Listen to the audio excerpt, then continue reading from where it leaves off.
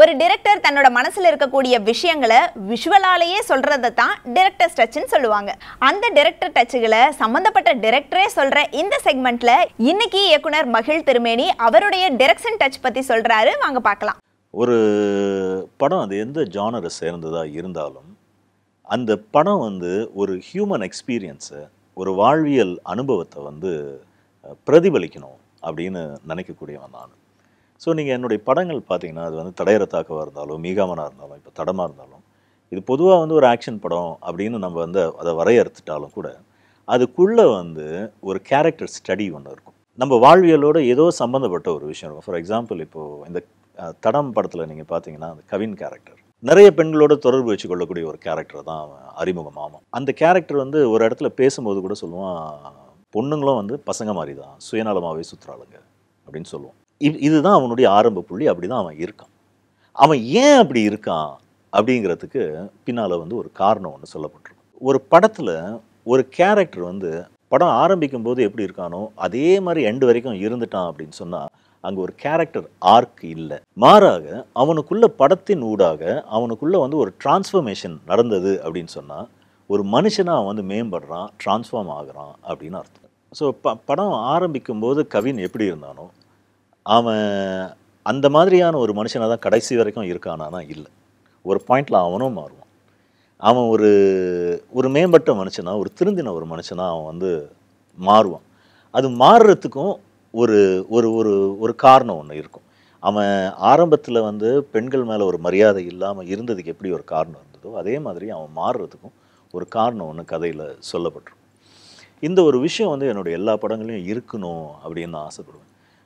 ஒரு கேரக்டர் எப்படி உருமாறுது, அந்த கேரக்டர் எப்படி வளருது அப்படின்றத நான் எடுத்து காட்டணும் அப்படின்னு நான் ரொம்ப ஆசைப்படுவேன். மீகாமன் படத்துலையும் அதை நிறைய பண்ணியிருந்தேன். ஃபார் எக்ஸாம்பிள் கோவன் அதிகாரி ஓஏகே சுந்தர் பண்ணியிருந்தார் அந்த கேரக்டர். இது படத்தில் வரக்கூடிய ஒரு கேரக்டரு. அந்த கேரக்டருக்கு ஒரு கதை நான் சொல்லியிருப்பேன். அதை வசனமாக சொல்லாமல், அது ஒரு கதையாக சொல்லாமல் விஷுவலாக சொல்லியிருப்பேன் படம் ஃபுல்லாக. ஃபார் எக்ஸாம்பிள் நீங்கள் பார்த்தீங்கன்னா அவருடைய உடைகள்லாம் ஏறக்குறைய ஒரு 15 வருஷத்துக்கு முன்னால் என்ன ஃபேஷனில் இருந்ததோ அந்த உடைகளை தான் அவர் அணிஞ்சிருப்பார். அது எப்படி இருக்கும்? ஒரு 10-15 வருஷமாக அதே உடைகளை அவர் மாற்றி மாற்றி போட்டுட்ருக்காரு. நான் மஃப்டியில் நான் சொல்கிறேன், யூனிஃபார்மில் இல்லை. அது எப்படி இருக்கும்? தன்னுடைய வாழ்க்கையில் ஒரு பெண் இல்லாத ஒரு மனிதன், அதாவது ஒரு 15 வருஷத்துக்கு முன்னாடி அவருக்கு டிவோர்ஸ் ஆகிருக்கும். அது இன்னொரு இடத்துலையும் சொல்லியிருப்பேன். நைட்டு நடுஜாமத்தில் அவருக்கு ஒரு ஃபோன் கால் வரும், அதை அட்டென்ட் பண்ணுவார். அப்போ அவருடைய பெட் அவர் நின்று பேசிட்டு வருவார். பின்னால் அவருடைய பெட் இருக்கும். அது ஒரு ட்வின் பெட். அது அவர் படுத்துருக்கிற சைடு மட்டும் கலைஞ்சிருக்கும். அந்த இன்னொரு சைடு கலையாமல் பிசுறு இல்லாமல் அப்படியே அழகாக இருக்கும். அங்கே யாரும் படுக்கிறதுக்கு அங்கே யாருமே இல்லை.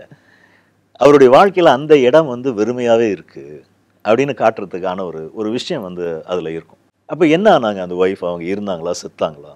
பக்கத்தில் ஒரு ஃபோட்டோ ஒன்று இருக்கும், அவருடைய கல்யாண ஃபோட்டோ. அந்த ஃபோட்டோ ஃப்ரேம் பண்ணி அவரும் அவருடைய ஒய்ஃபும் நிற்கிற ஒரு ஃபோட்டோ. அதில் அந்த ஒய்ஃப் இருக்கிற அந்த ஃப்ரேம் அந்த சைடில் கண்ணாடி உடஞ்சிருக்கும்.